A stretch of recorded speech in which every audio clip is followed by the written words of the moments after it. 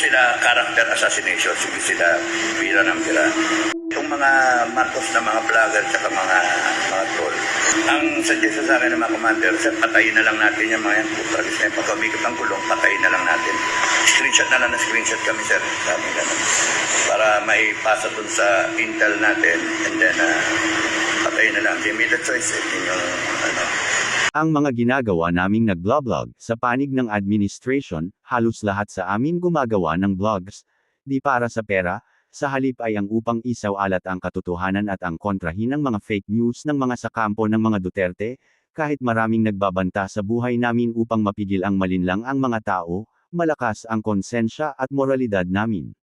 Kayong ibang mga naniniwala sa mga Duterte at sa mga kaanib nila, magising na kayo. Huwag niyong hayaang makapagtrabaho pa ang mga ito sa gobyerno, kawawa kayo, o ang mga mahal nyo sa buhay o mga kaibigan o mga kakilala nyo.